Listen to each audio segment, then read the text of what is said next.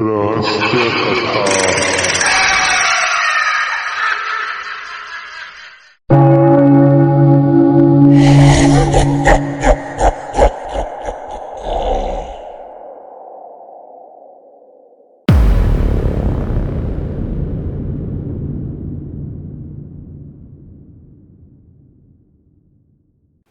नमस्कार मित्रांनो, रहस्यकथा मराठी यूट्यूब चॅनलवर आपलं स्वागत आहे. आजची स्टोरी आपल्या रहस्यकथा मराठी यूट्यूब चॅनलच्या एका दर्शकाने आपल्याला लिहून पाठवलेली आहे आणि ही स्टोरी मी जशीच्या तशी आपल्याला ऐकून दाखवत आहे. मी स्वप्नील. आज जी स्टोरी मी रहस्यकथा मराठीच्या दर्शकांसमोर शेअर करणार आहे ती माझ्या आयुष्यात घडलेली सत्यकथा आहे. ही घटना वर्षभरापूर्वी मी मुंबईजवळ दिवा जंक्शन येथे राहायला असताना माझ्यासोबत घडली होती. मुंबईला भाडं परवडत नसल्यामुळे मी दिव्यातील एका चाळीत कमी किमतीत रूम भाड्याने घेतला होता. आम्ही नवरा बायको आणि आमची 2 मुलं असा माझा परिवार होता. जी रूम आम्ही भाड्याने घेतली होती ती रूम अनेक वर्ष बंद होती, कारण रूम मालकाला भाडोत्री मिळत नसायचा. आम्हाला 2,000 रुपये प्रति महिना या भाड्याने ती रूम मिळाली. रूम तशी ठीकठाक होती, यामुळे आम्ही ती भाड्याने घेतली आणि तिथे राहायला गेलो. आम्ही दोघे नवरा बायको कामाला जायचो आणि आमची 2 मुलं शाळेत जायची. आम्हाला त्या घरात राहायला गेल्यापासून सर्व काही नॉर्मल वाटत होतं. पण एक रात्र अशीही होती जी आमच्या आयुष्यातील सर्वात वाईट रात्र ठरली. त्या रात्री आम्ही आमचं जे गमावलं ते परत कधीच भरून येणारं नव्हतं. मी तिथे दिव्यालाच एका हॉटेलमध्ये काम करायचो आणि माझी बायको ठाण्याला कामाला होती. एक दिवशी मला माझ्या पुतण्याचा अपघात झाल्यामुळे त्याला हॉस्पिटलमध्ये भरती केल्याचं कॉलवर कळालं. त्या दिवशी मी माझ्या मुलांना ट्युशनमधून घरी आणलं आणि त्यांना घरातच ठेवलं व मी आणि माझी बायको संध्याकाळी 5च्या मानाने विरारला गेलो. घरी मुले एकटेच होते. आमच्या शेजारी कोणी लहान मुलं नसल्यामुळे त्यांच्यासोबत खेळायला तिथे कोणीच नव्हतं. यामुळे ते घरातच TV बघत होते. त्या संध्याकाळी 6च्या मानाने आमच्या पुतण्याचा हॉस्पिटलमध्येच उपचारादरम्यान मृत्यू झाला. यामुळे आम्ही घरी लवकर पोहोचू शकणार नाही हे आम्हाला कळत होतं. त्या रात्री आम्हाला घरी जायला उशीर होऊ शकतो हे आम्हाला माहिती होतं. त्या रात्री आम्ही मुलांना कॉल केला आणि त्यांना जेवून रात्री कडी लावून झोपा, तवसर आम्ही येतोच असं म्हणालो आणि यानंतर कॉल ठेवून दिला. आता रात्रीचे 1 वाजले होते. माझा मोठा मुलगा विनीत झोपला होता आणि लहान मुलगा विनायक हा TV बघत होता. टेलिव्हिजन बघता बघता त्याला लघवीला झाल्यामुळे तो उठून लघवीला गेला. तो रूम 1 BHK होता. त्याची डिझाईन हॉल मागे बेडरूम आणि बेडरूम मागे किचन व किचन मागे टॉयलेट अशी एकामागून एक होती. तो हॉलमधून चालत टॉयलेटमध्ये आला. लघवी करत असतानाच बाथरूममधील लाईट अचानक फ्लिकर होऊ लागली आणि काही क्षणातच बाथरूमचा बल्ब एकाएकी बंद झाला. लाईट बंद चालू होऊन बल्बचा फ्यूज उडाल्यामुळे त्याला थोडी भीती वाटतच होती. यामुळे त्याने आपलं काम लवकर आवरलं आणि तो बाहेर हॉलच्या दिशेने जायला निघाला. बेडरूमच्या दिशेने जात असतानाच त्याला मागे बाथरूमजवळ कोणीतरी असल्याची चाहूल लागली. त्याने मागे वळून पाहिलं तर त्याला बाथरूमजवळ अंधारात एक बाई उभी असल्याची दिसली. तिच्या डोक्यापासून कमरेपर्यंत अंधार होता आणि हॉलमधील लाईटचा उजेड तिच्या कमरेच्या खालच्या भागावर पडत होता. यामुळे तोच भाग त्याला दिसत होता. यानंतर तिने तिच्या आईच्या आवाजात त्याला आवाज दिला, विनायक इकडे ये, हे बघ मी घरी आलीये. असं बोलून तिने त्याला आपल्याकडे बोलवलं. आईचा आवाज कानावर पडताच विनायकला वाटलं आई खरंच आली असेल. यामुळे तो मागे वळून पळत पळत आईजवळ गेला आणि त्याने तिच्या मांडीला मिठी मारली. मिठी मारताच तिच्या धडावरील मुंडकं खरंगळत एखाद्या फुटबॉलप्रमाणे जमिनीवर कोसळलं आणि जमिनीवर पडलेलं ते डोकं विनायककडे बघून विचित्र पद्धतीने हसू लागलं. ते दृश्य पाहिल्यावर 8 वर्षाचा विनायक घाबरून भीतीने किंचाळला. विनायक किंचाळताच तिने त्याचा मनगट आपल्या एका हाताच्या पंजात घट्ट धरलं आणि ती खाली वाकली व दुसऱ्या हाताने ती जमिनीवर पडलेलं आपलं मुंडकं शोधू लागली. हॉलमधून येणारा लाईटीचा उजेड आता तिच्या खांद्यावर पडला होता. ते भयानक दृश्य कोणालाही गर्भगळीत करणारं होतं, कारण त्या बाईच्या मानेच्या कापलेल्या भागातून रक्त वाहत होतं आणि तिच्या मानेतून बाहेर आलेली अन्ननलिका आणि श्वसन नलिका स्पष्ट दिसत होती. जे पाहून माझा 8 वर्षाचा मुलगा विनायक भीतीने बेशुद्ध पडला. विनायकचा आवाज ऐकताच झोपलेला विनीत जागा झाला व तो बाथरूमजवळ पळत आला आणि त्याने लाईट्स लावली. त्याने समोर जे पाहिलं ते पाहून तोही जोरात किंचाळला, कारण त्यानेही ते समोरचं भयानक दृश्य पाहिलं होतं. मुंडकं नसलेली ती बाई जिने विनायकचे हात पकडले होते आणि ती खाली वाकून जमिनीवर पडलेलं स्वतःचं डोकं हाताने शोधत होती. आणि इतक्यात अचानक तिचं ते कापलेलं डोकं बोलू लागलं, माझं डोकं माझ्या हातात उचलून दे, नाहीतर मी तुम्हा दोघांनाही मारून माझ्यासोबत कायमचं घेऊन जाईन. पण कितीही काही झालं तरी शेवटी लहान पोरच तो. त्याच्यात इतका साहस असणार तरी कुठून? घाबरलेला विनीत जोरजोरात ओरडू लागल्यामुळे शेजारी राहणारे लोक दरवाजा ठोकू लागले. विनीतने पटकन जाऊन दरवाजा उघडला. दरवाजा उघडताच शेजारचे 2 लोक आत गेले आणि त्यांनी पाहिलं की विनायक बाथरूममध्ये बेशुद्ध पडला होता. विनीत खूप घाबरला होता. तो रडत रडत एकच शब्द बोलत होता, ती मुंडकं नसलेली बाई विनायकला घेऊन जात होती. विनयच्या तोंडातून हे शब्द ऐकताच शेजारच्यांच्याही अंगावर काटा उभा राहिला. शेजारच्यांनी विनायकला शुद्धीवर आणलं आणि दोन्हीही मुलांना उचललं व आपल्या समोरच्या घरात नेलं. पोरं इतकी घाबरली होती की विनायकला लगेच ताप आला. काही तासाने मी आणि माझी बायको घराजवळ आलो. तेव्हा आम्ही पाहिलं की गल्लीत लाईट लावलेली होती आणि शेजारचे शेजारी स्वतःच्या दारात बसले होते. आम्ही दारावर पोहोचताच आमच्या दाराला कुलूप लावलेला आम्हाला दिसला. शेजारच्यांनी आमच्या मुलांना त्यांच्या घरात ठेवल्याचं सांगितलं. मुलांची परिस्थिती बघून आम्हीही घाबरलो. यानंतर आम्ही मुलांना घरात घेऊन जायचा प्रयत्न केल्यावर मुलांनी घरात जायला स्पष्ट नकार दिला. दोघेही रडत घरात ती मुंडकं नसलेली बाई आहे असं म्हणू लागले. सर्व काय प्रकार आहे हे आम्हाला समजत नव्हतं. त्यामुळे थोड्या वेळाने आमच्या शेजाऱ्याने आम्हाला सर्व प्रकार समजावून सांगितला. ती चाळ ज्या जागेवर बांधलेली आहे ती जागा एका अर्धवट वयाच्या बाईच्या नावावर होती.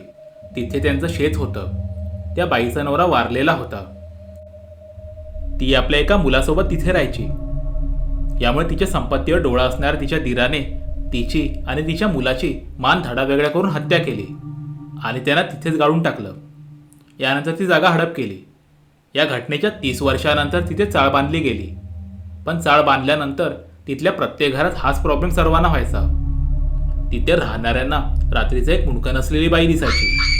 अनेकदा रात्रीची ती बाई आपला मुंडका हाताच्या पंजावर घेऊन घरात फिरताना दिसायची. तर कधी काही लोकांना ती भिंतीतून आरपार होताना दिसायची. आम्ही ज्या घरात राहिलो होतो त्या घरात आत्ताच्या घर मालकाच्या आधी एक घरमालक राहायचा. त्याच्या घरात एक रात्री त्याची बायको भिंतीला टेकून बसली असताना भिंतीतून 2 हात बाहेर येऊन त्याच्या बायकोची मान दाबू लागले. हा सर्व प्रकार त्या घरमालकाने स्वतःच्या डोळ्याने पाहिला होता. यानंतर ते घर त्याने लगबगीने सोडलं आणि घर विकून टाकलं. चाळीतील बाकीच्या लोकांनी आपल्या घरात होम हवन करून गणेश पूजा घालून सर्व काही शांत केलं. पण या आधीचा मालक आणि आताचाही मालक हे देवाला मानत नसल्यामुळे त्याने तसं काही केलं नाही. यानंतर इथे राहायला येणाऱ्यांच्या सोबतही रात्रीचे असे प्रकार होऊ लागल्यामुळे इथे कोणी राहायला येत नसायचं. आणि जवळजवळ 2 वर्षांनी आम्ही ही रूम भाड्याने घेतली व इथे राहायला आलो. ती रात्र मुलांना धीर देण्यात निघून गेली आणि दिवस उजाडला. दुसऱ्या दिवशी ही मुलं घरात जायला तयार नव्हती. दुसऱ्या दिवशी माझ्या लहान मुलाला ताप भरला होता आणि काही दिवसातच या तापामुळे त्याची मृत्यू झाली. काही दिवसातच आम्ही तिथून निघालो आणि दुसरीकडे राहायला गेलो. ती जखम माझ्या मनात कायमची राहणारी आहे. त्या रात्री मी माझ्या मुलांना माझ्या सासऱ्याकडे नेऊन ठेवलं असतं तरी असं झालं नसतं. त्या रात्री आम्ही जे गमावलं ते कधीच न भरून येणारं होतं. तर मित्रांनो, ही होती आपली आजची स्टोरी. आपल्यालाही आमच्यासोबत आपल्या आयुष्यात घडलेली घटना शेअर करायचं असल्यास आम्हाला नक्कीच मेसेज किंवा मेल करा. आम्ही आपला अनुभव किंवा आपली स्टोरी नक्कीच आपल्या रहस्यकथा मराठी पेजवर शेअर करू. आपल्याला आमचा आजचा भाग आवडला असल्यास नक्कीच कमेंट करा आणि आपल्या रहस्यकथा मराठी यूट्यूब चॅनलला सबस्क्राईब करायला विसरू नका. आपण लवकरच पुन्हा भेटू आपल्या नवीन कथेसोबत. धन्यवाद.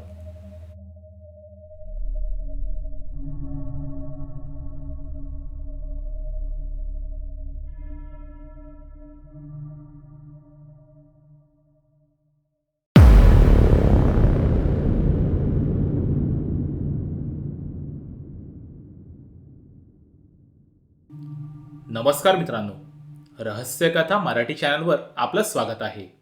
योग्य गुरुच्या मार्गदर्शनात तंत्रसाधना करून एखाद्या शक्तीला साधून तिच्याकडून हवी ती सिद्धी किंवा हवं ते प्राप्त केलं जातं. अशाही काही उग्र तंत्र साधना आहेत ज्या कमी वेळेत सिद्ध केल्या जातात, जे करण्याचं सामान्य माणसाला परमिशन नाही. कारण त्या साधना कमी वेळेत सिद्ध होत असल्यामुळे सिद्ध झालेल्या शक्तीला सामोरे जाण्या इतकं तंत्र सामर्थ्य साधकाजवळ असावं लागतं. आणि तितकं सामर्थ्य साधकाजवळ नसल्यास सिद्ध झालेली शक्ती साधकाचा जीवही घेते. ही स्टोरी आपल्या रहस्यकथा मराठी चॅनलच्या एका नॉन महाराष्ट्रीयन व्ह्युअरने, ज्याचं नाव मिथिलेश दुबे आहे, त्याने आपल्याला लिहून पाठवलेले आहे, जे त्याच्या नात्यातील एका व्यक्तीसोबत घडलेल्या सत्य घटनेवर आधारित आहे. ही घटना काही वर्षापूर्वीची आहे.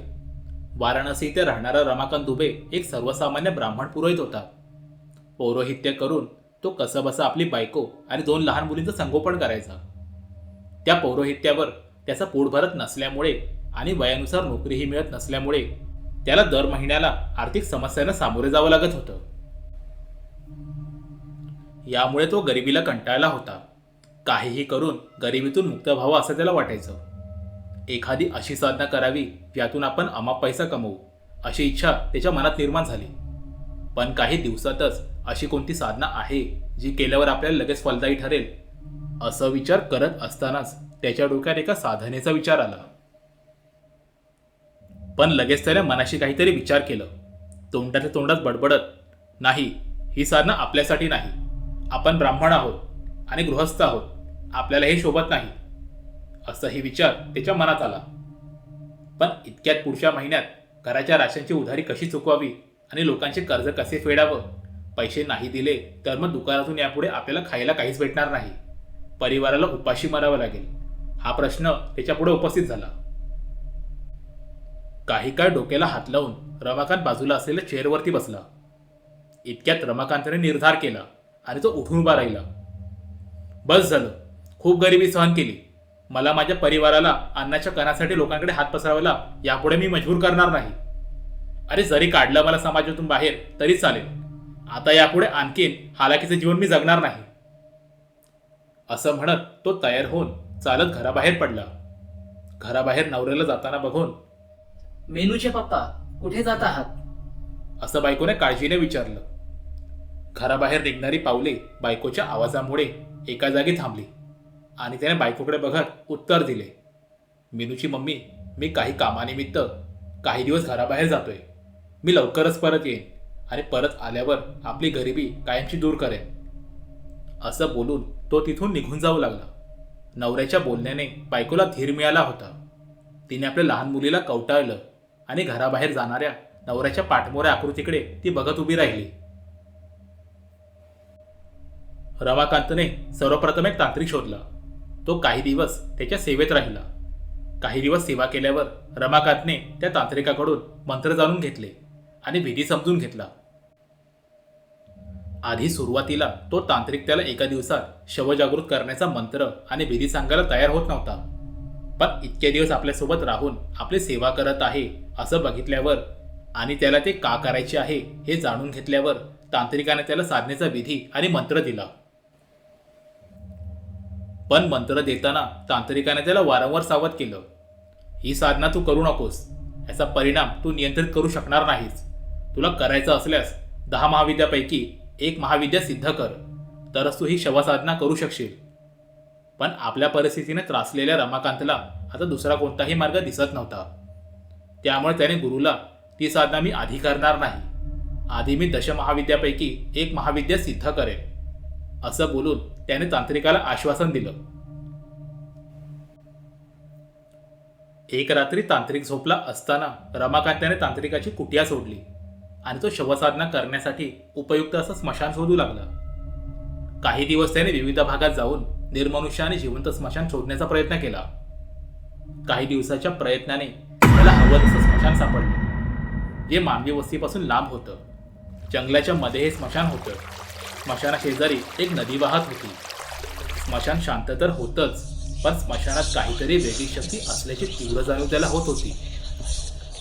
त्यामुळे त्याने काही दिवसापासून तिथे येणाऱ्या जाणाऱ्या प्रत्येक शवावरती लक्ष ठेवलं.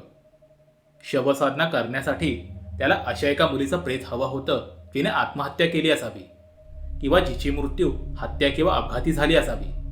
एक रात्री त्याला त्या स्मशानात नदीतून वाहत येणारं 25 वर्षाच्या सुंदर तरुणीचं प्रेत दिसलं. तिच्या शरीरावरून तिने नदीत उडी मारून आत्महत्या केली असावी असं वाटत होतं.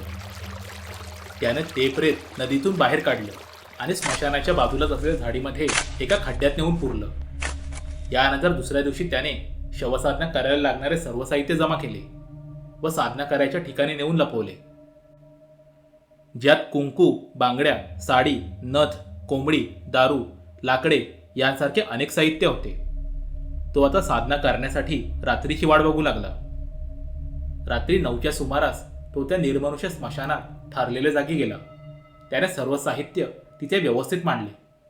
यानंतर त्याने जमीन खोदून त्या तरुणीचं प्रेत बाहेर काढलं आणि तिला नदीवर नेऊन तिच्या अंगावरील कपडे काढून तिला आंघोळ घातली. ती मुलगी अतिशय सुंदर होती. तिचं सुंदर असं संपूर्ण नग्न शरीर पाहताना आणि तिला स्नान घालताना, तिच्या शरीराला हाताचा स्पर्श होताना त्याच्या मनात संकोच निर्माण होत होता. शिवाय त्याला अशा अवस्थेत नग्न मुलीच्या मृतदेहासोबत कुणी बघितल्यावर प्रकरण वाईट होऊ शकतं याची त्याला जाणीव होती. पण जंगलात इतक्या रात्री येणार तरी कोण असा विचार त्याने केला आणि त्याने त्या तरुणीला आंघोळ घातलं व तिचा मृतदेह आपल्या खांद्यावर लादून तो साधनेच्या जागी घेऊन गेला. तिथे त्याने तिच्या नग्न शरीराला रक्तचंदन फासलं आणि तिला साडी नेसून नवीन नवरीप्रमाणे तिला सजवलं व तिच्या छाती आणि पोटाच्या मधल्या भागावर म्हणजे वक्षस्थळावर त्याने कुंकूने एक यंत्र काढलं आणि समोर एक अग्निहोत्र प्रज्वलित केला. अग्निहोत्राच्या उजेडात नवविवाहित स्त्रीप्रमाणे सजलेली ती मृत तरुणी आता नुसती सुंदरच नाही तर थोडी भयानकही वाटायला लागली होती. त्याने तिच्या भोवताली कुंकूचा गोल रिंगण घेरा घातला आणि त्या मृत तरुणीच्या वक्षस्थळावरती काढलेल्या यंत्रावर बसून तो आता मंत्रोच्चार करू लागला.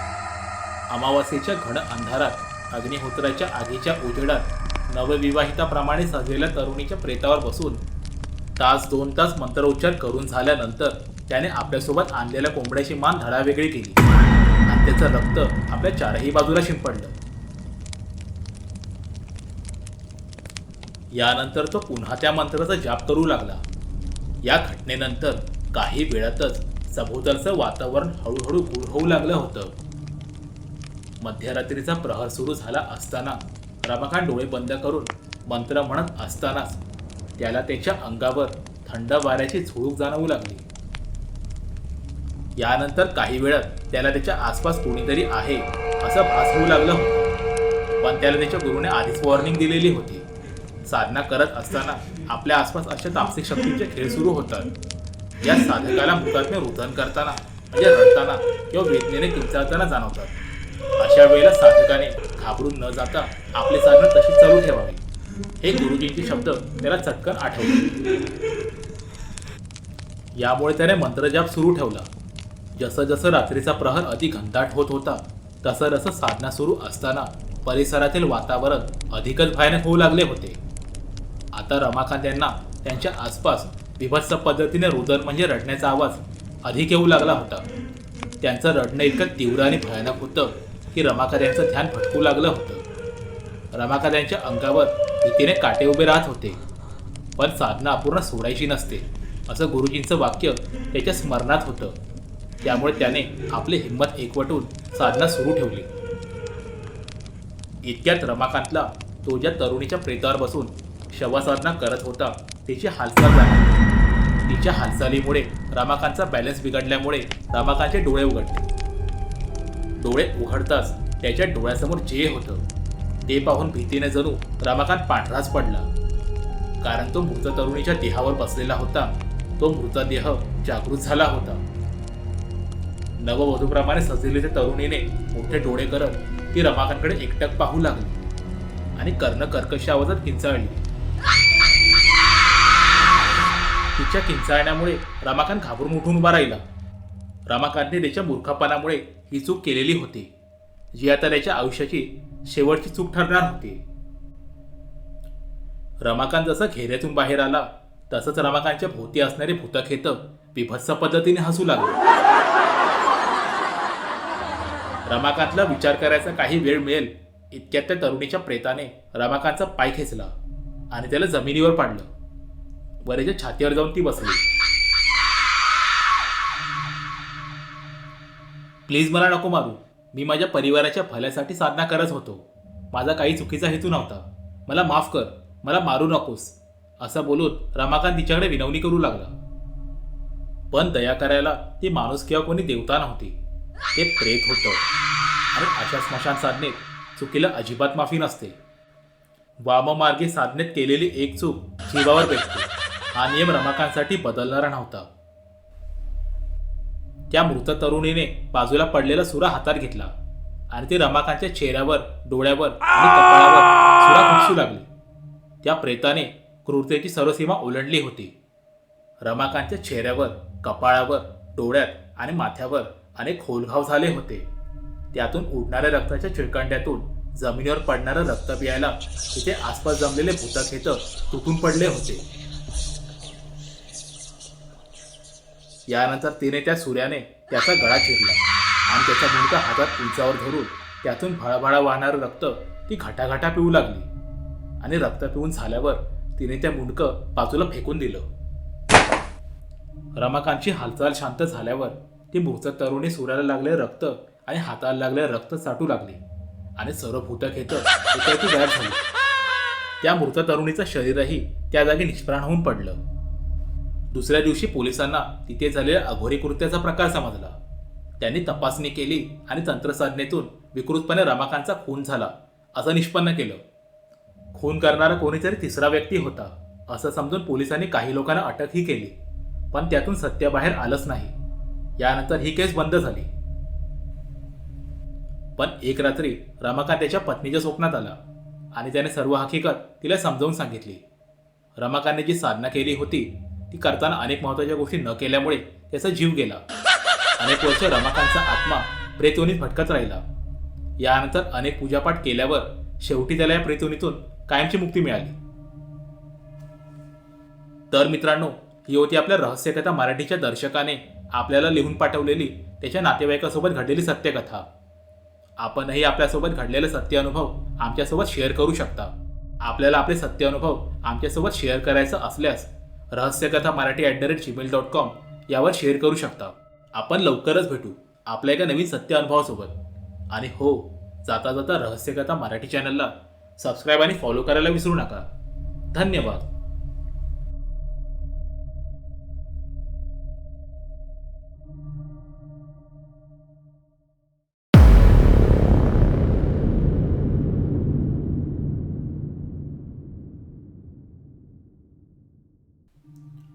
नमस्कार मित्रांनो, रहस्यकथा मराठी यूट्यूब चॅनलवर आपलं स्वागत आहे. मध्य प्रदेशमधील रमेश आपल्या वडिलांना असलेल्या आजाराच्या इलाजासाठी आयुर्वेदिक तेल आणि चूर्ण घ्यायला मध्य प्रदेशमधील एका दुर्गम गावात आला होता.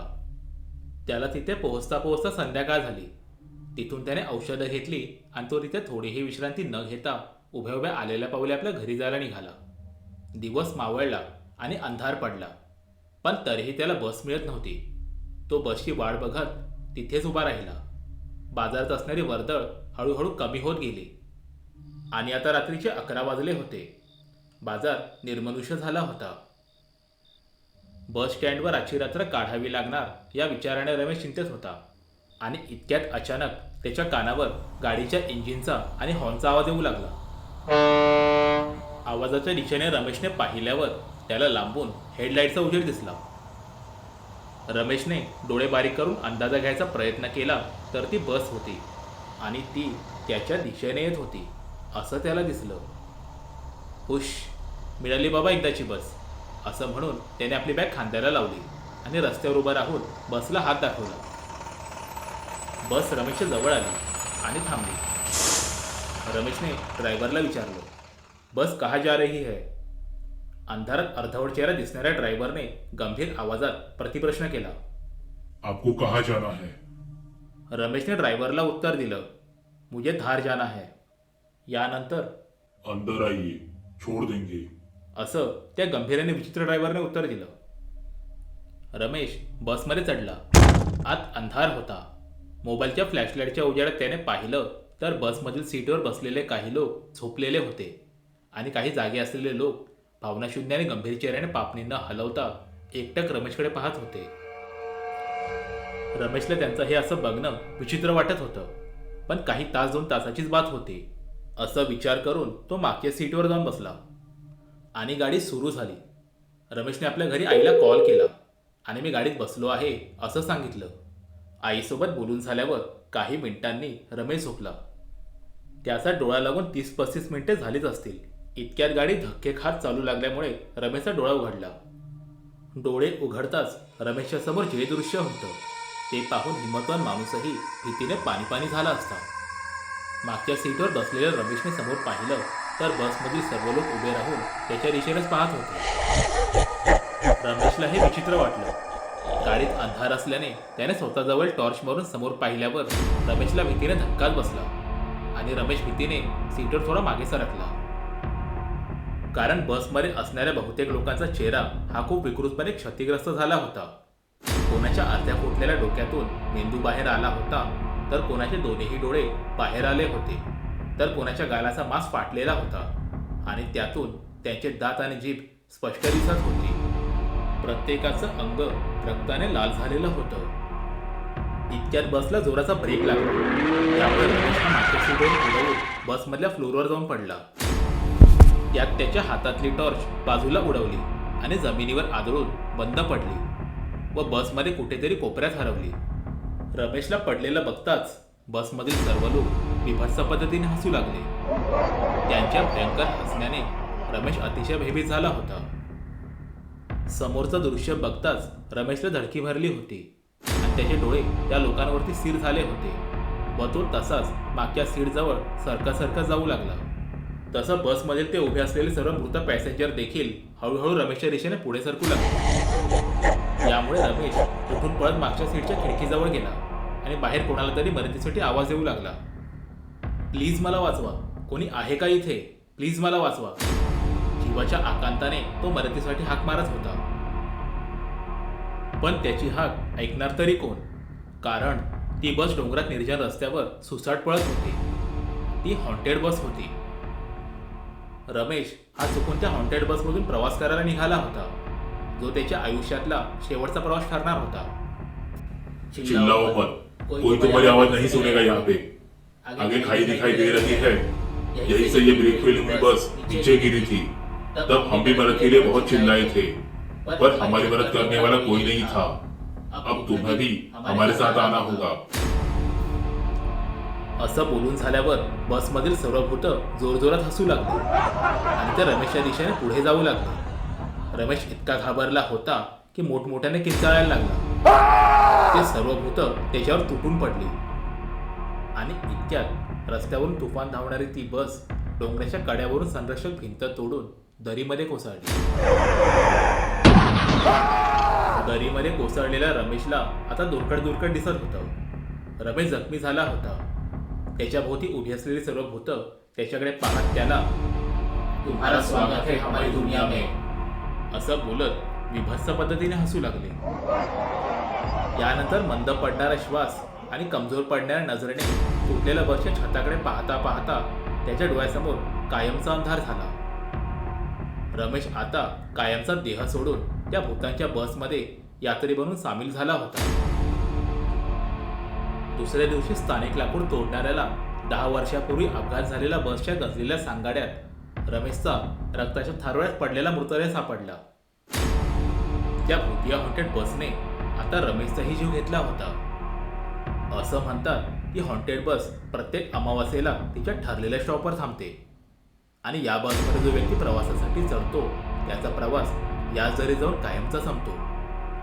पण कधीच संपली नाही त्या बसचा फेरा आणि त्या बसची दहशत. तर मित्रांनो, ही होती आपली आजची स्टोरी. आपल्याला आमच्या या स्टोरीचा हा भाग कसा वाटला नक्कीच कमेंट बॉक्समध्ये लिहून कळवा.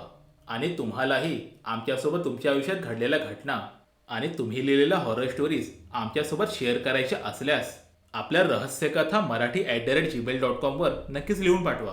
आपल्या रहस्यकथा मराठी चॅनलला सबस्क्राईब करायला विसरू नका. आपण लवकरच पुन्हा भेटू एका नवीन स्टोरीसोबत. धन्यवाद.